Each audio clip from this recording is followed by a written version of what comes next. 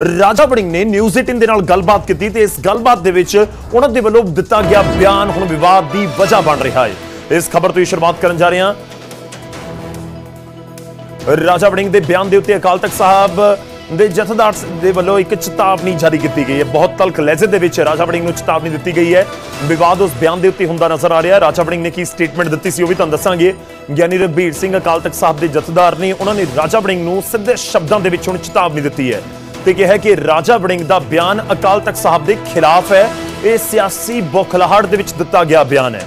ਜਥੇਦਾਰ ਸਾਹਿਬ ਨੇ ਆਪਣੀ ਸਟੇਟਮੈਂਟ ਦੇ ਵਿੱਚ ਕਿਹਾ ਕਿ ਸਿਆਸੀ ਬੌਖਲਾਹਟ ਦੇ ਵਿੱਚ ਅਕਾਲ ਤਖਤ ਦੀ ਪ੍ਰਭੂ ਸੱਤਾ ਨੂੰ ਠੇਸ ਪਹੁੰਚਾਈ ਗਈ ਹੈ। ਰਾਜਾ ਵੜਿੰਗ ਦੇ ਵੱਲੋਂ ਬਿਆਨ ਦੇ ਲਈ ਗੁਰੂ ਪੰਥ ਤੋਂ ਮੁਆਫੀ ਮੰਗਣ ਰਾਜਾ ਵੜਿੰਗ ਮੁਆਫੀ ਨਾ ਮੰਗਣ ਦੇ ਉੱਤੇ ਸਖਤ ਕਾਰਵਾਈ ਕੀਤੀ ਜਾਵੇਗੀ। ਸਖਤ ਕਾਰਵਾਈ ਦੇ ਲਈ ਗੁਰੇਜ਼ ਨਹੀਂ ਅਸੀਂ ਕਰਾਂਗੇ। ਕੂੜ ਪ੍ਰਚਾਰ ਤੋਂ ਪਹਿਲਾਂ ਆਪਣੇ ਗਿਰਬਾਨ ਦੇ ਵਿੱਚ ਵੀ ਝਾਤ ਮਾਰਨ ਰਾਜਾ ਵੜਿੰਗ। ਕਾਬਲੇ ਗੌਰ ਹੈ ਕਿ ਰਾਜਾ ਵੜਿੰਗ ਦੀ ਸਟੇਟਮੈਂਟ ਜਦੋਂ ਨਿਊਜ਼ 18 ਦੇ ਨਾਲ ਉਹਨਾਂ ਨੇ ਗੱਲਬਾਤ ਕੀਤੀ ਤੇ ਇਸ ਦੌਰਾਨ ਉਹਨਾਂ ਨੇ ਸੁਖਬੀਰ ਸਿੰਘ ਬਾਦਲ ਦੇ ਮੁੱਦੇ ਉੱਤੇ ਬੋਲਦੇ ਹੋਏ ਕਿਤੇ ਨਾ ਕਿਤੇ ਉਸ ਆਦੇਸ਼ ਦੇ ਉੱਤੇ ਸਵਾਲ ਚੁੱਕ ਦਿੱਤੇ ਜਿਸ ਦੇ ਵਿੱਚ ਰੋਕਿਆ ਗਿਆ ਸੀ ਸੁਖਬੀਰ ਸਿੰਘ ਬਾਦਲ ਨੂੰ ਇਲੈਕਸ਼ਨ ਲੜਨ ਤੋਂ। ਦਰਅਸਲ ਤਨਖਾਹੀਆ ਕਰਾਰ ਦਿੱਤਾ ਗਿਆ 30 ਅਗਸਤ ਨੂੰ ਤੇ ਉਸ ਤੋਂ ਬਾਅਦ ਕੁਝ ਦਿਨ ਪਹਿਲਾਂ ਅਕਾਲੀ ਦਲ ਦਾ ਇੱਕ ਵਫਦ ਜਥੇਦਾਰ ਸਾਹਿਬ ਦੇ ਨਾਲ ਮੁਲਾਕਾਤ ਕਰਨ ਦੇ ਲਈ ਪਹੁੰਚਿਆ ਤੇ ਉਸ ਮੁਲਾਕਾਤ ਤੋਂ ਬਾਅਦ ਕਾਬਲੇ ਗੌਰ ਹੈ ਕਿ ਇਹ ਮੰਗ ਰੱਖੀ ਗਈ ਕਿ ਥੋੜੀ ਜਿਹੀ ਢਿੱਲ ਦਿੱਤੀ ਜਾਵੇ ਤਾਂ ਅਕਾਲ ਤਖਤ ਸਾਹਿਬ ਨੇ ਮਨਾ ਕਰ ਦਿੱਤਾ ਕਿ ਜੋ ਤਨਖਾਹੀਆ ਕਰਾਰ ਦਿੱਤਾ ਗਿਆ ਉਹ ਤਾਂ ਸਿਆਸੀ ਤੌਰ ਤੇ ਸਰਗਰਮ ਨਹੀਂ ਹੋ ਸਕਦਾ।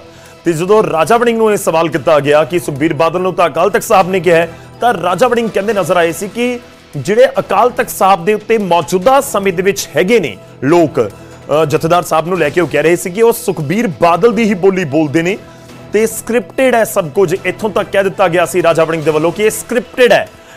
ਜੋ ਵੀ ਉਥੋਂ ਤਨਖਾਹੀਆ ਕਰਾਰ ਦਿੱਤਾ ਗਿਆ ਜਾਂ ਫਿਰ ਤਨਖਾਹੀਆ ਕਰਾਰ ਦਿੱਤੇ ਹੋਣ ਦੀ ਵਜ੍ਹਾ ਦੇ ਨਾਲ ਚੋਣ ਲੜਨ ਦੇ ਉੱਤੇ ਰੋਕ ਲਗਾਈ ਗਈ ਹੈ।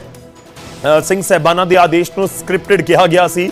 ਸੁਖਬੀਰ ਬਾਦਲ ਨੇ ਖੁਦ ਸਕ੍ਰਿਪਟ ਲਿਖੀ ਹੈ ਵੀ ਇਲਜ਼ਾਮ ਲਗਾਏ ਗਏ ਰਾਜਾ ਵੜਿੰਗ ਦੇ ਵੱਲੋਂ। ਐਕਸਕਲੂਸਿਵ ਅਸੀਂ ਤੁਹਾਨੂੰ ਬਿਆਨ ਸੁਣਵਾਇਆ ਨਿਊਜ਼ 18 ਪੰਜਾਬ ਦੇ ਨਾਲ ਗੱਲਬਾਤ ਦੇ ਦੌਰਾਨ ਰਾਜਾ ਵੜਿੰਗ ਕਹਿੰਦੇ ਹੋਏ ਨਜ਼ਰ ਆ ਰਹੇ ਸੀ ਤੇ ਇਸ ਬਿਆਨ ਦੇ ਉੱਤੇ ਬਵਾਲ ਹੁੰਦਾ ਹੋਇਆ ਨਜ਼ਰ ਆ ਰਿਹਾ। ਅਕਾਲ ਤਖਤ ਸਾਹਿਬ ਦੇ ਜਥੇਦਾਰ ਨੇ ਇਸ ਬਿਆਨ ਦੇ ਉੱਤੇ ਨੋਟਿਸ ਲੈ ਲਿਆ ਤੇ ਕਿਹਾ ਕਿ ਤੁਸੀਂ ਸਿਆਸੀ ਬੌਖਲਾਹਟ ਦੇ ਵਿੱਚ ਜਿਹੜੇ ਪੰਥ ਦੀ ਅਕਾਲ ਤਖਤ ਸਾਹਿਬ ਦੀ ਪ੍ਰਭੂ ਸੱਤਾ ਹੈ ਉਸ ਨੂੰ ਸੱਟ ਮਾਰੀ ਹੈ, ਉਸ ਨੂੰ ਠੇਸ ਪਹੁੰਚਾਈ ਹੈ ਤੇ ਇਸ ਸਟੇਟਮੈਂਟ ਦੇ ਉੱਤੇ ਬਵਾਲ ਹੋ ਰਿਹਾ ਹੈ। ਤੁਹਾਨੂੰ ਸੁਣਾਉਂਦੇ ਹਾਂ ਕਿ ਰਾਜਾ ਵੜਿੰਗ ਦਾ ਬਿਆਨ ਕੀ ਸੀ ਔਰ ਜੋ ਜਥੇਦਾਰ ਸਾਹਿਬ ਦਾ ਉਸ ਦੇ ਉੱਤੇ ਪ੍ਰਤੀਕਰਮ ਆਇਆ। ਰਾਜਾ ਵੜਿੰਗ ਨੇ ਕੀ ਕੁਝ ਕਿਹਾ ਉਹ ਤੁਹਾਨੂੰ ਸੁਣਾਉਂਦੇ।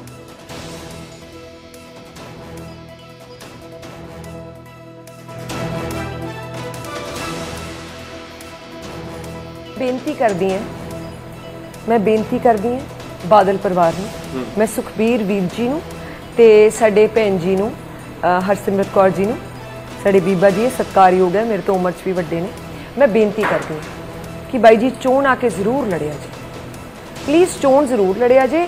ਵੇਖੋ ਜਿੱਤਾਂ ਹਾਰਾਂ ਬਣੀਆਂ ਆਈਆਂ ਪੰਜਾਬ ਦੇ ਲੋਕਾਂ ਨੇ ਤੁਹਾਨੂੰ ਬਹੁਤ ਕੁਝ ਬਖਸ਼ਿਆ ਹੈ, ਬੜੀਆਂ ਰਾਜਗੱਦੀਆਂ ਬਖਸ਼ੀਆਂ, ਬੜਾ ਮਾਨ सम्मान ਬਖਸ਼ਿਆ। मैं बड़े सत्कार पूर्वक परिवार ਨੂੰ ਬੇਨਤੀ ਕਰਦੀ ਹਾਂ ਕਿ ਤੁਹਾਡੇ ਕੋਲ ਅਕਾਲੀ ਦਲ ਦੀ ਪ੍ਰਧਾਨਗੀ ਹੈ, ਮੈਦਾਨ ਛੱਡ ਕੇ ਭੱਜ ਨਾ ਜਾਇਆ ਜੇ। ਸੁਖਬੀਰ ਬਾਦਲ ਤਾਂ ਨਹੀਂ ਲੜ ਪਾਣਗੇ, ਉਹ ਤਾਂ ਅਕਾਲ ਤਖਤ ਸਾਹਿਬ ਨੇ ਇਜਾਜ਼ਤ ਨਹੀਂ ਦਿੱਤੀ। ਹਾਂ, ਅਕਾਲ ਤਖਤ ਕਿਹਨੇ ਨਹੀਂ ਇਜਾਜ਼ਤ ਦਿੱਤੀ? ਕੌਣ ਹੈ ਪ੍ਰਧਾਨ? ਅੱਜ ਅਚਨਚੇਤ ਇੱਕ ਦਿਨ ਪਹਿਲਾਂ ਅਕਾਲ ਤਖਤ ਸਾਹਿਬ ਦਾ ਅਸੀਂ ਸਨਮਾਨ ਕਰਦੇ ਹਾਂ ਲੇਕਿਨ ਅਕਾਲ ਸਾਹਿਬ ਤੇ ਜਿਹੜੇ ਫਰਮਾਨ ਜਾਰੀ ਕਰਦੇ ਨੇ ਲੋਕ ਉਹ ਸੁਖਬੀਰ ਬਾਦਲ ਦੇ ਲੋਕ ਹੈ। ਅਕਾਲ ਤਖਤ ਦਾ ਸਨਮਾਨ ਹੈ लेकिन अकाल तख्त के ਜਿਹੜੇ ਲੋਕ फरमान जारी करते हैं वो सुखबीर सिंह बादल है। वो उत्थे वैसे ही जो मर्जी तय कर लेते हैं। उन्होंने कहा कि हुण ऑल ऑफ सडन तुम ये लिख दो कि असी सुखबीर सिंह बादल तनखाइया कोई होता नहीं करार सुखबीर सिंह बादल करा रहा है। हरसिमरत जी को लड़ा दो, मजीठा साहब को लड़ा दो। तुसी चारे मेरे कहने का मतलब है ਅਕਾਲੀ ਦਲ ਦਾ ਪ੍ਰਧਾਨ ਜਾਂ ਤੁਸੀਂ ਸ਼ਰੇਆਮ ਕਹਿ ਦਿਓ ਯਾਰ ਅਸੀਂ ਲੋਕਾਂ ਨੂੰ ਹੁਣ ਬੇਵਕੂਫ ਬਣਾ ਰਹੇ ਹਾਂ, ਅਸੀਂ ਇਕੱਠੇ ਹਾਂ, ਅਸੀਂ ਮਨਪ੍ਰੀਤ ਬਾਦਲ ਦੇ ਖਿਲਾਫ ਨਹੀਂ ਲੜਾਂਗੇ ਚੁਣਾਵ। ਮੇਰੀ ਪ੍ਰੋਬਲਮ ਬਾਦਲਸ ਨਾਲ ਨਹੀਂ ਹੈ, ਮੇਰੀ ਪ੍ਰੋਬਲਮ ਇਹ ਹੈ ਕਿ ਮੈਂ ਬਾਦਲਸ ਦੀਆਂ ਜਿਹੜੀਆਂ ਚਲਾਕੀਆਂ ਉਹ ਉਜਾਗਰ ਕਰਨ ਲੱਗ ਪਿਆ। ਇਹ ਕੰਮ ਨਹੀਂ ਚੱਲੇਗਾ। ਤੁਹਾਨੂੰ ਲੱਗਦਾ ਆਦੇਸ਼ ਸਕ੍ਰਿਪਟਡ ਹੈ? 100% ਸਕ੍ਰਿਪਟਡ। ਤੁਹਾਨੂੰ ਨਹੀਂ ਲੱਗਦਾ? ਸ਼ੁਕਲਾ ਜੀ ਤੁਹਾਨੂੰ ਦੱਸ ਦਿਓ, ਦਿਲ ਤੇ ਹੱਥ ਰੱਖ ਕੇ ਦੱਸ ਦਿਓ ਕਿ ਸਕ੍ਰਿਪਟਡ ਨਹੀਂ ਹੈ। ਤੁਸੀਂ ਦਿਲ ਤੇ ਹੱਥ ਰੱਖ ਕੇ ਕਹਿ ਦਿਓ ਕਿ ਸਕ੍ਰਿਪਟਡ ਨਹੀਂ ਹੈ ਸਟੋਰੀ ਕਿ ਬਾਦਲ ਪਰਿਵਾਰ। मैं तो कहना कि लड़ना चाहिए उन्होंने। गिद्दड़बा इतने बड़े बड़े पोस्टर लाए, इतने सुखबीर मैडम नूं हरसिमरत कौर नूं चार्ज लाता। ऑल ऑफ सडन जो वेख्या मामला सारा दोनों की सैटिंग हुई कि यार थोड़ा भी बुरा हाल होगा मेरा भी बुरा हाल होगा ਆਪਾਂ ਐ ਕਰੀਏ ਇਕੱਠੇ ਰਹੀਏ, ਕੁਝ ਨਾ ਕੁਝ ਸਾਡੀ ਜ਼ਿੰਦਗੀ ਜ਼ਮਾਨਤ ਜ਼ਬਤ ਹੋਣ ਤੋਂ ਸ਼ਾਇਦ ਬਚ ਜਾਵੇ। ਸੋ ਇਹ ਪਲੈਨਿੰਗ ਦੇ ਅਧੀਨ ਹੋਇਆ ਬ੍ਰਦਰ ਸਾਰਾ ਕੁਝ। ਐਂਡ ਅੱਜ ਦੇ ਨਹੀਂ, ਬਾਦਲ ਸਾਹਿਬ ਤਾਂ ਇਸ ਗੱਲ ਦੇ ਮਾਹਿਰ ਨੇ, ਬਾਦਲ ਪਰਿਵਾਰ ਸੈਟਿੰਗ ਕਰਨ ਦੇ ਵਾਸਤੇ। ਬੇਨਤੀ ਕਰਦੀ ਹਾਂ, ਮੈਂ ਬੇਨਤੀ ਕਰਦੀ ਹਾਂ ਬਾਦਲ ਪਰਿਵਾਰ ਨੂੰ, ਮੈਂ ਸੁਖਬੀਰ ਵੀਰ ਜੀ ਨੂੰ ਤੇ ਸਾਡੇ ਭੈਣ ਜੀ ਨੂੰ, ਹਰਸਿਮਰਤ ਕੌਰ ਜੀ ਨੂੰ, ਸਾਡੇ ਬੀਬਾ ਜੀ ਇਹ ਸਤਿਕਾਰਯੋਗ ਹੈ, ਮੇਰੇ ਤੋਂ ਉਮਰ 'ਚ ਵੀ ਵੱਡੇ ਨੇ। ਮੈਂ ਬੇਨਤੀ ਕਰਦੀ ਹਾਂ ਕਿ ਬਾਈ ਜੀ ਚੋਣ ਆ ਕੇ ਜ਼ਰੂਰ ਲੜਿਆ ਜੀ, ਪਲੀਜ਼ ਚੋਣ ਜ਼ਰੂਰ ਲੜਿਆ ਜੇ। ਵੇਖੋ ਜਿੱਤਾਂ ਹਾਰਾਂ ਬਣੀਆਂ ਆਈਆਂ, ਪੰਜਾਬ ਦੇ ਲੋਕਾਂ ਨੇ ਤੁਹਾਨੂੰ ਬਹੁਤ ਕੁਝ ਬਖਸ਼ਿਆ ਹੈ, ਬੜੀਆਂ ਰਾਜਗੱਦੀਆਂ ਬਖਸ਼ੀਆਂ, ਬੜਾ ਮਾਨ ਸਨਮਾਨ ਬਖਸ਼ਿਆ ਹੈ।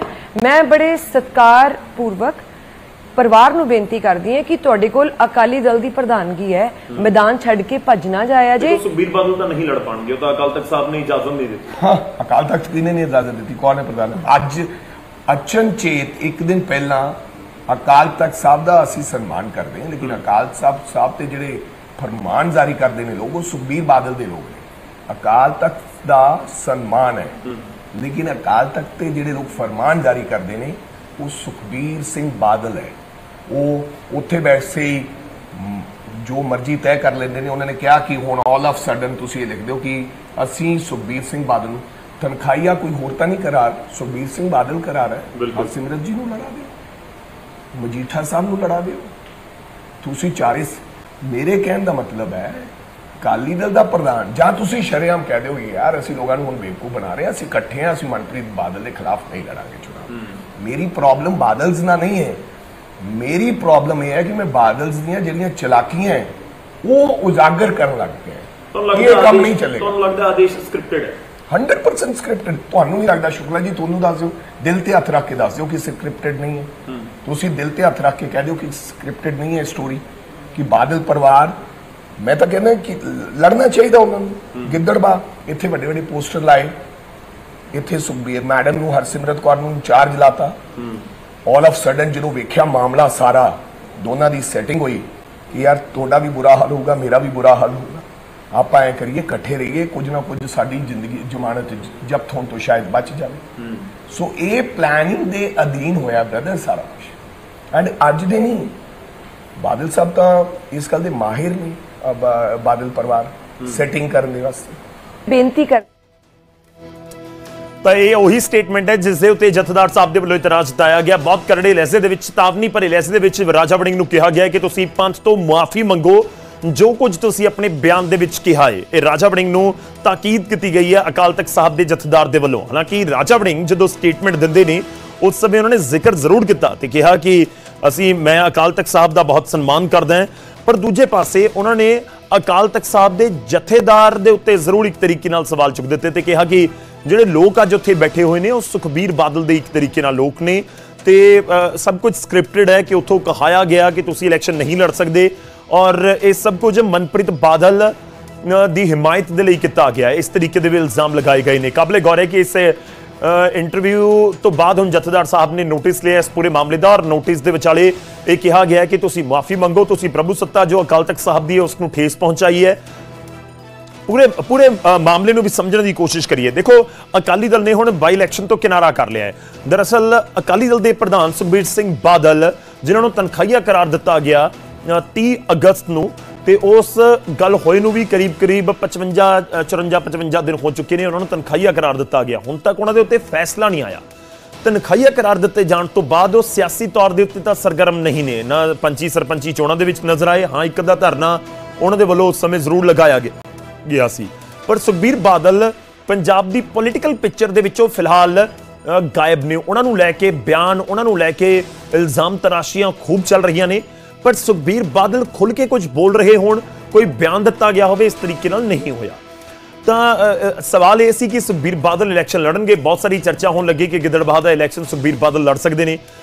ਇਸ ਚਰਚਾਵਾਂ ਦੇ ਵਿਚਾਲੇ ਹਰਸਿਮਰਤ ਕੌਰ ਬਾਦਲ ਵੀ ਗਿੱਦੜਬਾਹਾ ਦੇ ਵਿੱਚ ਐਕਟਿਵ ਨਜ਼ਰ ਆਏ ਕੁਝ ਦਿਨਾਂ ਦੇ ਲਈ, ਪਰ ਦੂਜੇ ਪਾਸੇ ਤਨਖਾਹੀਆ ਕਰਾਰ ਦੇ ਦਿੱਤਾ ਗਿਆ। ਤਾਂ ਫਿਰ ਜਿਹੜੇ ਅਕਾਲੀ ਦਲ ਦੇ ਆਗੂ ਨੇ, ਬਲਵਿੰਦਰ ਸਿੰਘ ਭੁੰਦੜ ਕਾਰਜਕਾਰੀ ਪ੍ਰਧਾਨ ਨੇ, ਉਹਨਾਂ ਦੀ ਅਗਵਾਈ ਦੇ ਵਿੱਚ ਅਕਾਲੀ ਦਲ ਦਾ ਇੱਕ ਵਫਦ ਅਕਾਲ ਤਖਤ ਸਾਹਿਬ ਤੱਕ ਪਹੁੰਚ ਕਰਦਾ ਹੈ। ਕੁਝ ਦਿਨ ਪਹਿਲਾਂ ਦਾ ਮੈਂ ਜ਼ਿਕਰ ਕਰ ਰਿਹਾ ਔਰ ਉਸ ਪਹੁੰਚ ਤੋਂ ਬਾਅਦ ਉਹਨਾਂ ਨੇ ਡਿਮਾਂਡ ਕੀਤੀ, ਉਹਨਾਂ ਨੇ ਮੰਗ ਕੀਤੀ ਜਾਂ ਅਪੀਲ ਕੀਤੀ ਕਿ ਜਥੇਦਾਰ ਸਾਹਿਬ ਤੁਸੀਂ ਅਕਾਲ ਤਖਤ ਦੇ ਅੱਗੇ ਅਪੀਲ ਕੀਤੀ ਕਿ ਤੁਸੀਂ ਜਿਹੜੇ ਸੁਖਬੀਰ ਸਿੰਘ ਬਾਦਲ ਨੇ ਉਹਨਾਂ ਨੂੰ ਲੈ ਕੇ ਉਹ ਸਿਆਸੀ ਸਰਗਰਮੀਆਂ ਦੇ ਵਿੱਚ ਜਾ ਸਕਣ, ਇਸ ਤਰੀਕੇ ਦੀ ਇਜਾਜ਼ਤ ਦਿਓ।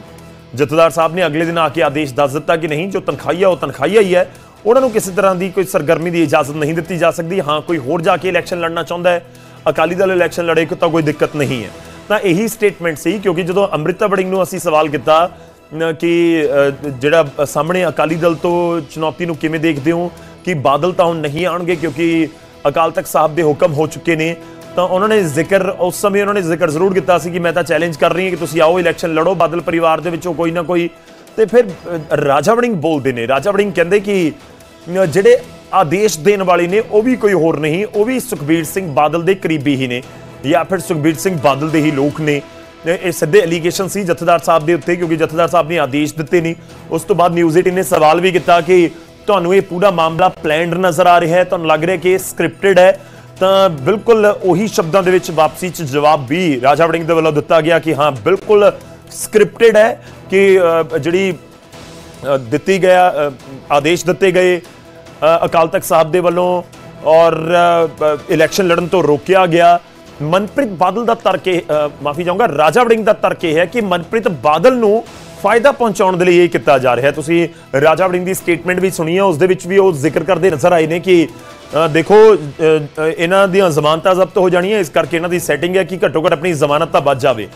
ਰਾਜਾ ਵੜਿੰਗ ਇਹ ਵੀ ਕਹਿ ਰਹੇ ਨੇ ਕਿ ਜਿੱਤਣਗੇ ਨਹੀਂ ਮਨਪ੍ਰੀਤ ਬਾਦਲ, ਪਰ ਦੂਜੇ ਪਾਸੇ ਅਕਾਲੀ ਦਲ ਨੇ ਤਾਂ ਹੁਣ ਕਿਨਾਰਾ ਕਰ ਲਿਆ ਕਿ ਅਕਾਲੀ ਦਲ ਨਹੀਂ ਲੜੇਗਾ ਇਹ ਚੋਣ। ਤਾਂ ਗਿੱਦੜਬਾਹਾ ਦੇ ਵਿੱਚ ਜਿਹੜਾ ਅਕਾਲੀ ਵੋਟਰ ਹੈ, ਕਿਉਂਕਿ ਪਿਛਲੀ ਵਾਰ 49,000 ਦੇ ਕਰੀਬ ਵੋਟਾਂ ਡਿੰਪੀ ਢਿੱਲੋਂ ਨੂੰ ਪਈਆਂ ਜਦੋਂ ਅਕਾਲੀ ਦਲ ਦੀ ਟਿਕਟ ਦੇ ਉੱਤੇ ਚੋਣ ਮੈਦਾਨ ਦੇ ਵਿੱਚ ਉਤਰੇ।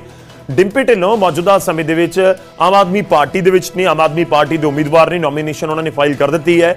ਤੇ ਇਸ ਕਰਕੇ ਸਵਾਲ ਜ਼ਰੂਰ ਸਭ ਦੇ ਜ਼ਿਹਨ ਦੇ ਵਿੱਚ ਉੱਠ ਰਿਹਾ ਹੈ ਕਿ ਆਖਿਰ ਹੁਣ ਕੀ ਹੋਏਗਾ।